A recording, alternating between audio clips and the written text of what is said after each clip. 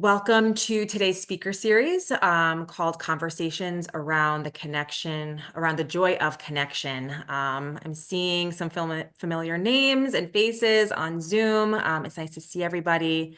I'm also seeing some new names and new folks, so thank you for joining us today.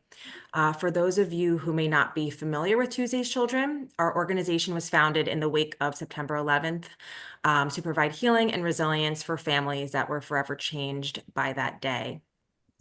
Over the years, we've extended our mission to support military families of the fallen, and our goal is to support those navigating profound loss, turning pain into purpose while honoring the legacies of their loved ones. As we approach the holiday season, we recognize that this time of year can be especially challenging for those coping with grief and loss. Today's discussion will explore meaningful strategies to help build connection and find moments of joy, even during difficult times. So I'm thrilled to start our session with a chat with Emmy Award-winning journalist and author Allison Gilbert. I am going to hand it over to you now, and you can introduce our next two speakers, Barri and Gina. Thank you so much, Allison. You're welcome.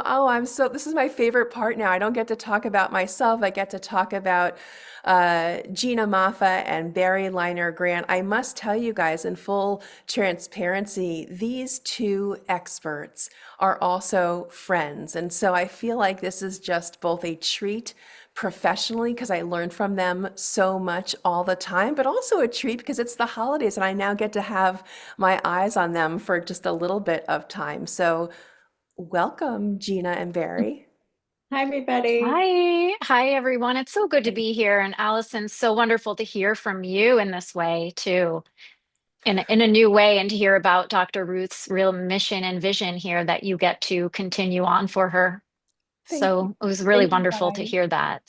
Thank you guys so much. Well, Gina, I'm going to put on my glasses so I can read my question, not get anything wrong. I hope you guys will forgive me for that. But you are a psychotherapist based here in New York. I'm a big fan of your work from afar. I see the lives that you impact day in and day out, but you're also an author. You wrote a book called Moving On Doesn't Mean Letting Go.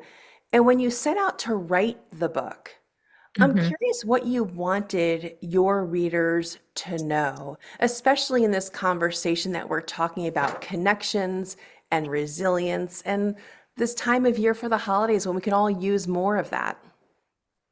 Absolutely. I started writing my book in the real thick of the pandemic, where obviously loneliness and disconnection and confusion and grief were really in abundance. And so for me, one of the things I wanted to do most was to sort of take a sense of the unpredictable and the sense of helplessness and disempowerment and use it as a moment to teach, right? I work day in and day out with grievers. I work with emerging adults. And some adults as well, us regular old adults. Um, but it felt at the time, especially with the age group with which I work, that there weren't enough books that could actually teach you about the grieving experience, which can feel so helpless. We can all feel so helpless when we're grieving. So, what I really wanted to do was to make a modern book on grief. So many of my clients were asking for things to read, and I felt like I was giving all the referrals I could at that particular time. Now we're in grief book abundance, which is wonderful. But at that particular time, it was something where it was hard to really identify with the books that were out there. And so even for myself, having lost my mother. And so I wanted to write something that felt modern, almost post-COVID, though we're still in it. Um, that could help people have a sense of agency over something that felt very unpredictable. And so it has a clinical spin, but also a story of losing my mother and being a therapist who had to learn grief in a different way. And so, but my hope was really to educate in a new way and not leave anybody out. Give us one example about this new thinking that you wanted Mm. to share. And then, of course, Barri, hang in there. I'm going to bring you in next. One of the things that I learned both for myself and with clients is really that grief is a full body experience. And it's not something we'd heard before, right? We kind of thought of it as a neck up emotional experience after a loss. But the fact that we were in the midst of COVID, having lost so much more than people, but jobs and livelihood and friendships and pets and relationships and a sense of identity, I can go on. That grief itself became much more embodying of our lives and all of the things in which we lose along the way. And so, and for me, it was, wow, this is such a big stressor. It affects our body in so many ways. We have 12 systems. It affects all of them. And how are we really helping people to understand how this affects us physically? Because it is the most exhausting experience that one can go through, and it takes endurance. But if we don't understand that and we don't understand how it can affect us, we're going to get sicker. We're going to find ourselves in a place that's confusing and, probably a lot more exhausting than it could be if we're paying attention on how to take much more tender care of ourselves.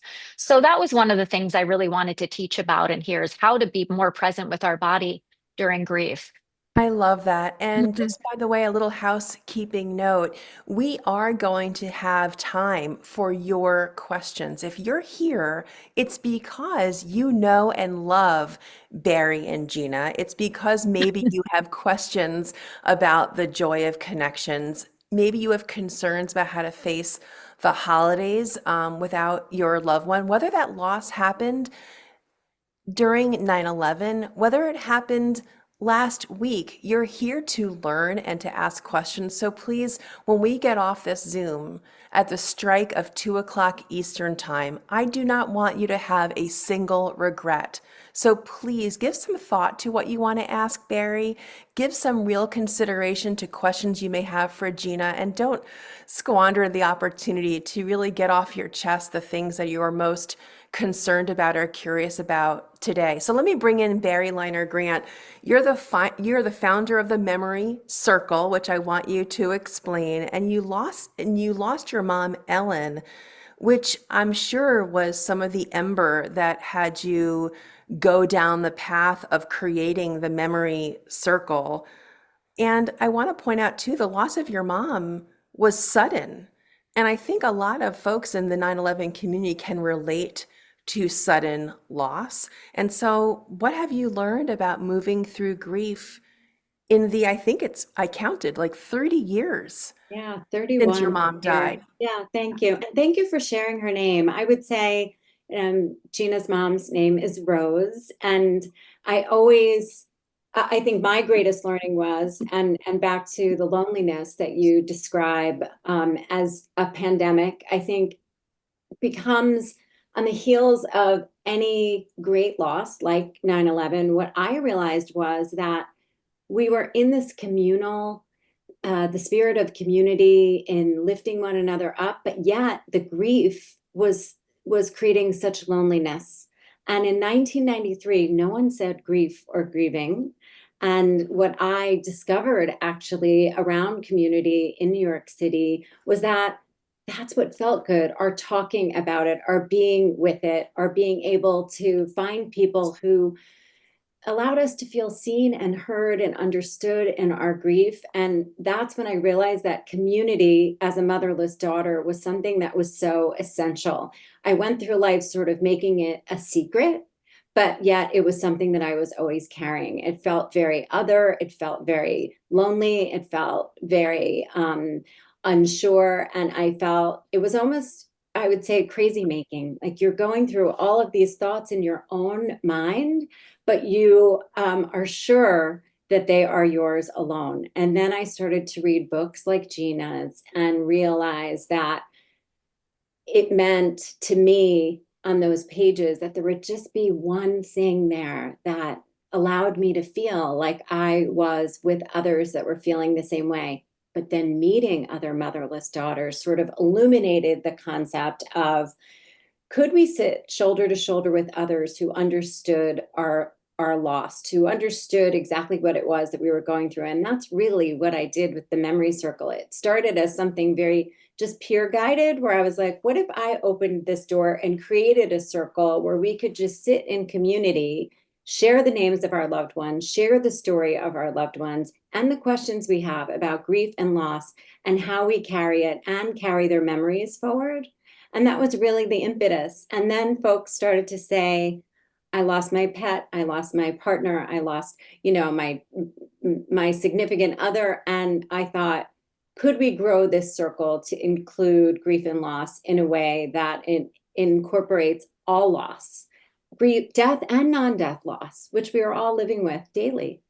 Gina, I'm so curious. You earned a master's degree in social work with a specialty in trauma from NYU. Mhm. And so you're really such a great person to ask this next question. We're talking in words about community. We're saying that it's useful and supportive. My question to you is why? Why does community help? Why is it so important to raise your hand and join as opposed to muddling through on your own and assuming that no one else can get it? Mhm.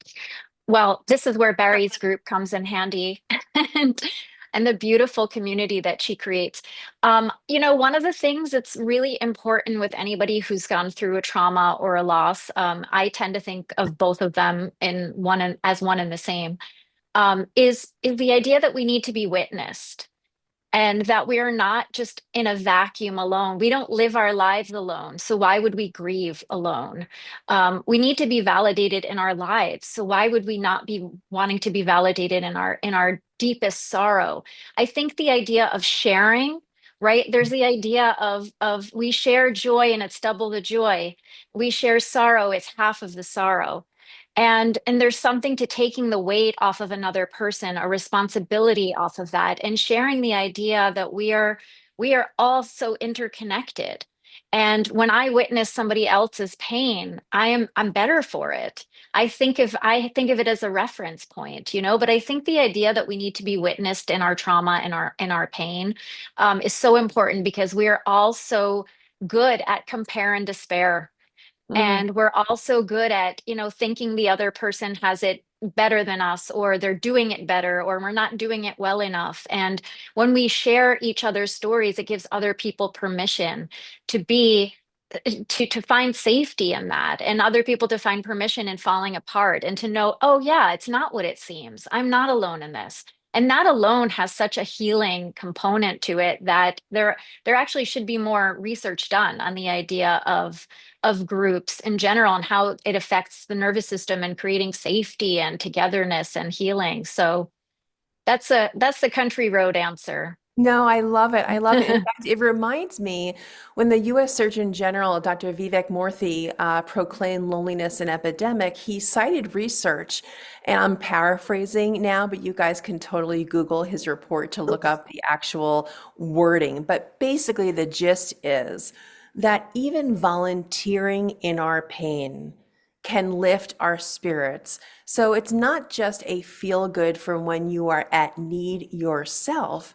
But if we were at need and we've moved through that journey and we now find ourselves capable of giving those lessons forward, that is also a mood booster for us, the giver, because we feel that our life that we have lived, the trauma that we have endured, has some sort of meaning. As our friend David Kessler says, there's no meaning in the death, but there's meaning in what we do after the loss. So I'm so glad that you brought that up. Barri, I'm coming back to you. I wanted to discuss the tools that you talk about that are so, so helpful when we can look at them and determine what they are and employ them. There are certain tools that we can use to get through specifically, maybe even the holidays. And I'm wondering, can you help us understand what those tools are, get specific so we can put them into action, and how did you derive at them? Yeah, absolutely. I call them grief tending tools. Sometimes when we, have no choice in, how grief comes to us, we do have a choice in how we meet it. Our dear friend and associate Claire Bidwell Smith calls it conscious grieving. And so I would say, lean into the things that you're best at. Exactly what you said before, Allison, if you're the entertainer, entertain, bring people in. If you are trying to remember a loved one at the holiday and having a stocking above the mantle is important to you, the absence of their stocking would feel even worse than them not being there. Make a new tradition and maybe asking everybody to put a story or a memory in the stocking that you can then, as everybody else is opening treats, you can then read these reflections of and memories of this person. I am a writer. I used writing myself for many, many years to try to make sense of my own loss. I always say it's so interesting to do the same. And so I would say, why don't you write a letter to your loved one? Tell them about how you're missing them. Tell them about all of that you remember. Perhaps asking someone else for a story about your loved one, like maybe there's a neighbor or a work associate. In the same way that Gina is saying that grief is a 360-degree experience, so too is your person. So maybe you knew them as your mom, but somebody else knew them as your coworker. It's so nice to be able to find someone else that can tell you a story or maybe even a photograph that you've never seen before. We're so digital right now. I think the idea of going on your social media or theirs and actually printing and framing a picture and having that around your space by your bedside, wrapping one and giving it to someone else. There are so many ways to keep their memory alive that I think as we lean into the holidays and we're really missing our people, how does it feel authentic? Whether you don't want me to cook for you, I always say the cook cooks, but you don't want me to cook for you. So maybe there's a beautiful recipe that they loved. Maybe there's a favorite food. Ways that you can keep a memory alive, especially around the holiday, just seems so fitting and also can open up conversations about them so that you don't have to pretend that they are not there, that they're very much there in your awareness, in your heart, in your memory, and in the minds of everybody who is connected and collected at your maybe your home or even in your community. Yeah, I think sometimes ignoring actually brings a double loss, a double grief. It's like they're already gone. We know they're gone, and now we're not even talking about them. And it I feel like happens we so often. Yes, can. it happens so often. We feel like we don't want to make others sad. I think the greatest gift you can ask a griever is tell me about them. Tell me a story. Maybe you'll even wear something of theirs on the holiday so that you can have that little opening to have a conversation. This was my mother's bracelet. This was my mother's dress. This was her favorite, XYZ. Maybe you make something for others from something of theirs. My sister made a beautiful, and I know you've written a lot about this, Allison. Um, my sister made beautiful gifts from my brother-in-law's shirts. She lost him tragically, and as a widow, wanted to keep his memory alive on their first holiday. And she took his shirts, which were so signature Bob, and she made something of them for each person that would be meaningful to them. I made something from my mom's fur coat. I wasn't going to wear it, but I wanted to have a memory. And so I made pillows, and from the remainder made very small hearts to give to some people that were very special to her. So I think the memory making is something, and exactly keeping their memory alive in their presence, maybe even through a present that you buy yourself in their honor. There are just so many ways to do this that can really alleviate our loneliness and help keep their memory alive. And I think that connection is one that we never lose, even when we lose our person. By the way, I love what you just said. I want to really put a highlighter on it. The last thing I heard you say, I think I heard you correctly, is why not buy yourself a gift in Oh, yeah. honor of your loved one? I'm like, yes, like, there's no guilt in that. Both of my parents are gone. My mom would have loved me to have a 2-hour massage. No, I'm kidding. But like, Yes. you know what I mean? Like, why not do that and just say, you know what? My so and so would love me to take care of myself. I'm going to remind Yes. everybody to get your questions ready. It is about 20 minutes to 2, which means, we're kind of getting there. And so if you have questions, I want to make sure that you get them answered.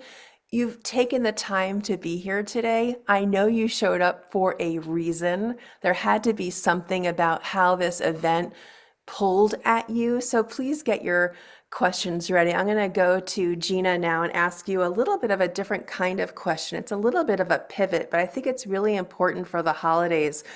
Holiday parties can involve drinking, if someone has a substance use disorder, that can often be magnified when there's grief involved, when our resources are maybe not where we would like them to be. We might feel a little bit more tender this time. You have experience with substance abuse disorders. You've worked in addiction recovery, and I just can't not ask you these questions. What is the relationship between grief and addiction? And it just feels like the holidays are around a lot of temptation. And if you can help us understand how that there's an interplay. Yeah, absolutely. I mean, first of all, the holidays in and of themselves are always illuminating what we don't have, right? They're supposed to be the season that we think of our loved ones and we have all of this togetherness. But what that also does on the flip side is it does illuminate all of the things missing and all of the people and the things we are missing. When it comes to um, substance use in any way, one of the things in general is like I think that grief is at play no matter what, right? We are numbing, we're self-medicating, we don't want to feel. And when it comes to recovery, right, and the holidays, right, it's a little bit tricky because in and of themselves, if somebody's in recovery, we'll always say, okay, let's look at the people, places, and things that will trigger you to want to self-medicate, to numb, and to, and I'll sometimes call it self-harm if we know that that behavior is harmful to you. And so looking at the holidays where many people are triggered, right? It could be a time where we're estranged from people and the holidays highlight that. That can be a trigger in and of itself. And so when we look at grief, we're looking at all of the things which we've lost. If we're in recovery, we've lost the people that we were using with, right? The people we thought were our friends, the ways in which we felt comforted. It's not, that any kind of drug or alcohol is the problem. It's the symptom of something much, much deeper. And so, what are we missing? What are we disconnected from? What are we grieving? And you will find the answer is always very, very pivotal in terms of how it actually can be the catalyst for people using. But when it comes to, I sort of want to kind of segue also into how recovery can be its own grief, but also how the people, places, and things that we find triggered can also cross over into grievers, right? What are the things as a griever that that we don't want to be reminded of? Or the flip side of that, or what are the things in which we will feel the best with, the people, places, and things that can make us feel most connected? Um, but I definitely think that when we are using in any kind of way that is numbing or self-medicating, there's a deeper calling for us. And at the end of the day, recovery in and of itself can be its own loss that we tend to not think about because people are getting better, but they're also leaving behind a lot. And they now have to actually contend with the deep, deep pain that they have been trying to avoid or run away from for a very long time.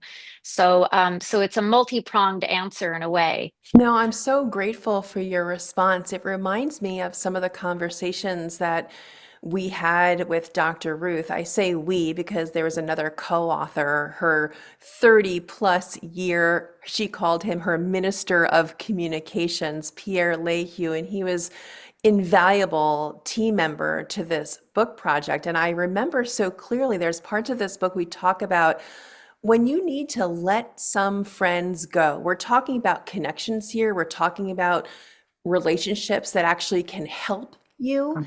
But I wonder, Gina, there are some relationships that actually can maybe do harm. And I'm wondering about the opportunity. Do you feel there's an opportunity of saying, you know what, some relationships are better for me than others? And I can actually be proactive and have agency and decide now, given my grief experience, given my whatever experience, that it's better for me to reevaluate instead of just sticking with what I know. Is there value to that? There's a lot of value to that. There's also a lot of risk to that because making choices that are good for us are sometimes incredibly lonely.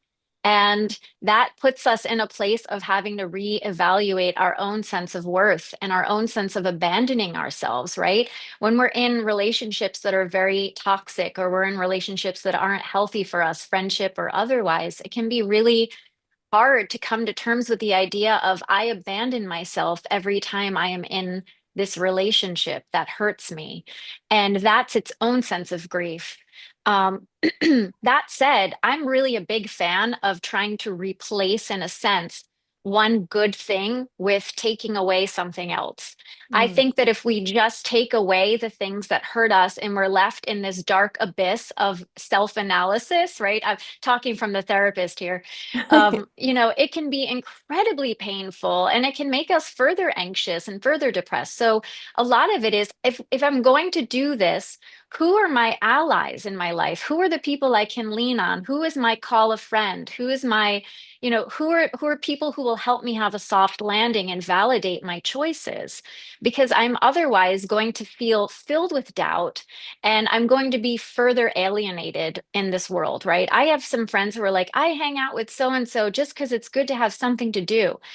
And I can understand the value in that, right? I think that when we're worried about having high quality friends, that's one thing. But I think that there's such a fear around being alone and being isolated that we tend to make choices that are less healthy for us and less good.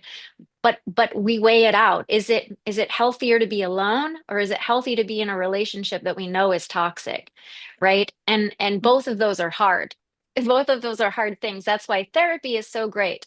But I definitely think that we have to make sure that if we're going to end one version of a relationship, that we have something substantial and healthy in some way or another, even if it is just a therapist, to help validate and help you through that process of healing and making healthier choices and looking at our own side of the street. Because it's a painful thing to end relationships, even when they are good for us, even when ending it is good for us. Well, a grief coach could maybe help us make these decisions, help us think through some of these choices. Barri, you are a grief coach. What does that mean? What does that look like? How can people who are on this call now live and those who are watching the recording later take advantage of you as a grief coach, but also just grief coaches in general? And how is that different than something that maybe Gina would offer with her clients? We work together a lot in tandem. So a lot of my coaching clients also see therapists and vice versa. What I will say about coaching is that we work together in figuring out a way to move forward. So just like you would have a football coach, that you would have a tennis coach, that you would have a nutritionist, we come together and decide what are your goals, or also what feels stuck or sticky. And that we never want when we are grieving, something that we're sitting in that feels really heavy to carry, to manage. And so, how can I learn to live with loss with a grief tending tool and support that can help me move forward, to not feel stuck in my grief? And so group work, I think, can be such a beautiful wisdom exchange where we may not be able to always find a way to say what it is that we're feeling, but maybe somebody else in group will illuminate or be able to put words to something that we're feeling, and we see ourselves just as we would in the pages of a book. But there we are, able to have an exchange and a conversation. So I would say group work is a beautiful coaching tool. Um, Groups of all kinds. And if you need to find a group in your area, a great place to start is at your local library. A lot of times people say, I can't afford the support that I need. And I feel like there are so many free resources that I want people, especially around the holidays. Everybody says nobody should grieve alone, but it almost sounds like an empty idea when a lot of us feel that we are. So one of the things that I say is go to the kind of community services, your library, your even town hall. There are so many local resources that you can find where you can find others in community to have these conversations. As you were saying, Allison, even going to a dinner by yourself over the holidays if you don't have a plan. I love the idea of the sitting at the bar, but also at a coffee shop. Strike up conversation. I think often when we start sentences, I used to just say, I lost my mom. When I began to start sentences with, I lost my mom, Ellen, we personify them. We make them people. We make ourselves someone, as you said, in a conversation where we have shared that now that we've experienced loss. Quite often you will get it reciprocated that they too have experienced a loss. Well, I I'm think going to say it's so some names important. out loud, Barry, because you're hitting on such a wonderful nerve and tone. We have Dot and Burn, Harold, Howard, Grace, Violet, and Paul. I'll add my mom's name. Her name is Lynn. I Mm, still think of her in the present tense because she's with me, even though she died. I've lived more than half of my life without my mom, but I still use the present tense. So I love what you're saying. And I will say, maybe Catherine can throw back into the chat. Tell us about Grief Camp that's coming up just in January at Kripalu in the Berkshires. You and I will be there. Maybe, hopefully, Gina will next time. Tell us about Grief Camp and how folks can find community, mm. relationships, conversation there. I'm so thrilled to be going to Kripalu in January. I think what's so beautiful about finding community at a place like Kripalu is that you can lean into something that feels comfortable. I always say the mistake that we make sometimes is that we think that there is a right way or a wrong way to be with our grief. And so we avoid. When you go to Kripalu, from exactly what Gina was saying, this full body experience, from nutrition to yoga to meditation to services like acupuncture and astrology and mediumship.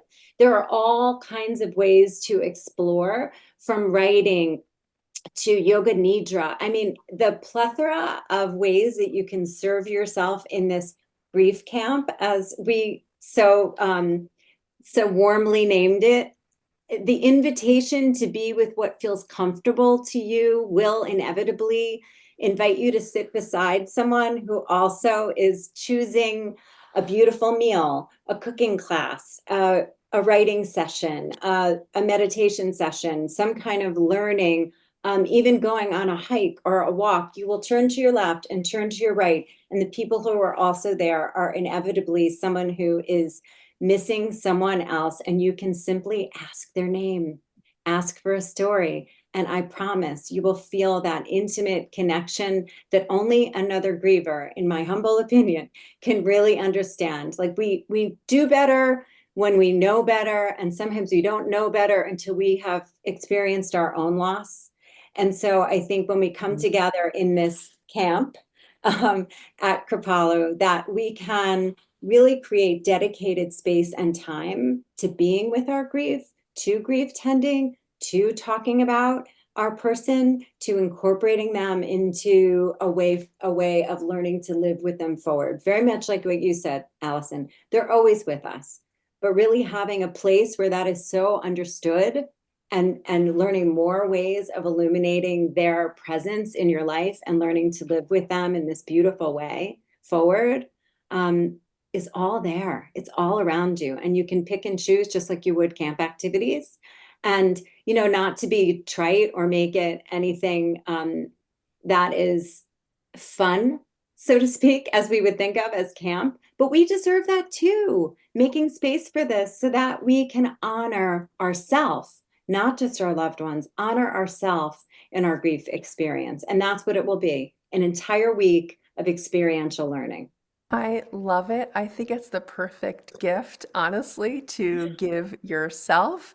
If you're wondering what someone might be getting you and you think you need to drop some hints, it's a good one to drop. And if you have no one who's going to be shopping for you, as Barry said before, and I love the idea, buy it for yourself because it's something that your loved one would want for you. If that can allow you or give yourself permission to spend money on yourself, sometimes we are the last people we spend money on, right? We feel guilty doing that. But maybe with Barry's framing, you could allow yourself to come and join us at Grief Camp. Gina, I want to come back to you. You have a blog, and there was something that you have on your blog that I just love. And here is what you said about community. I don't know when you wrote it, but I love it. So you said community is essential when we are grieving. Of course, you're speaking to the choir. We've been talking about community for this conversation. Tuesday's Children is all about community. Thank you, Catherine, and your entire team. How does leaning on others specifically and offering support to others help us find strength? Sometimes when you were talking before about how we feel depleted, the energy gets sapped, which of Yeah. course impacts so much of our lives that we feel depleted. We can't go forward in many ways. And so, where does the strength come from when we allow ourselves the vulnerability to need other people? hmm I think that really one of the things that comes to mind always is the idea of creating a sense of safety. Because when we're going through the hardest things that life can throw at us, we often forget that we can be stronger than the hardest thing that have happened to us.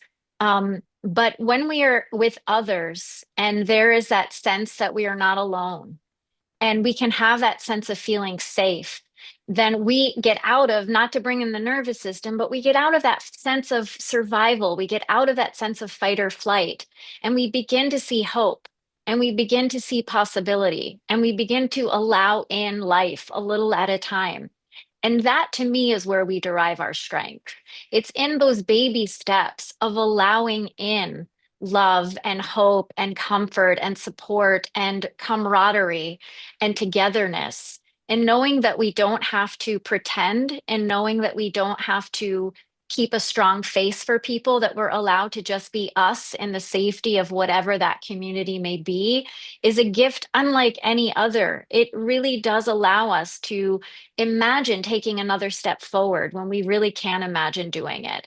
And I know all three of us have been in that place, and probably everybody here in the room have each been in this place where we didn't know how we were going to take another step forward, and we didn't really have hope, and we didn't know what that would look like. And so a little at a time is really all I ever say. And it starts with a sense of safety within that community. If we can get out of that sense of, I must do this to survive, like I must go back to work. Yes, that stuff is all there. But in the safety of our community, we have the possibility of doing it our way, at our own pace, in our own rhythm, with other people validating us just a little at a time is all that we ever have to do. And so that's where I think we derive the strength in that comfort, hope. We have a hope dealer on our hands here. Um, and I do think that we need each other for that way. We lend each other our strength. We just do. And I think that that is, if there's any way to thrive in this world, it's whether it's grief or trauma or a hard day, it's relying on the strength and the goodness of people to give us a hand. And that's really how I think humanity was supposed to be. And I think that we're incredibly lucky when we have those hands reaching out to us. Mm. So, I am so moved by what you just said. I feel like there are these pockets of strength where we don't know to even look. And when we find them, they are surprising and we want to hold on to them. I know from my perspective, if my mom and then my dad did not pass away, I would not be writing about grief.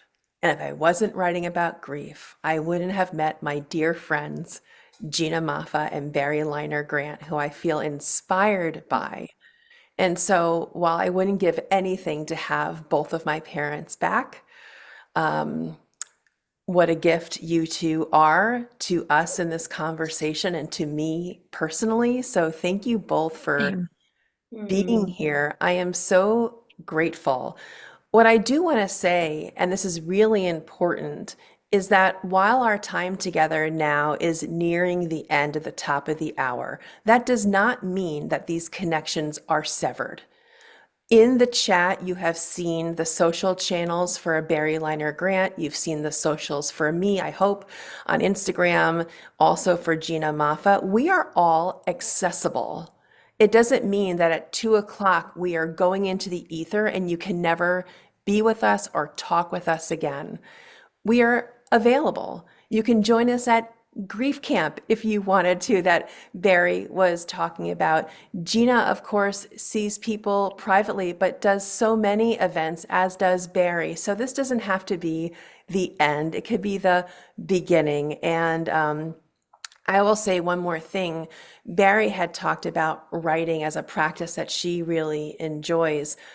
I do too. So does Gina. We're writers too. And if you have a grief experience that you would like to write about, it just seems like I have to mention this.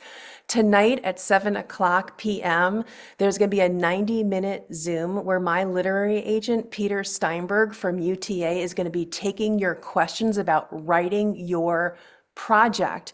And if it's a grief project, great. He represents grief books, memoir. And if you are struggling with thinking about how to write your story, I hope you'll join us. That would be tons of fun. Again, another opportunity for us to see each other again, even on the same day. So Barri and Gina, thank you. I'm going to toss it back to Catherine Thank for you. her final remarks. And thank you all for being here today. And I hope you have a peaceful, calm, soothing, and meaningful holiday season. Thank you so much, Allison, Barri, and Gina. And thank you everyone for joining us today for this meaningful and inspiring conversation. I hope everyone leaves today with some strategies for fostering connection, breaking free from isolation, and finding moments of joy, even in the face of loss. I will send out all the links from Allison, Barri, and Gina in our follow-up email that will go out sometime either today or by the end of the week. And together we can continue to honor our loved ones' legacies by building communities of support and resilience. So thank you again, everyone, for being here. And if you have any questions, you can reach out to me. Thank you so much.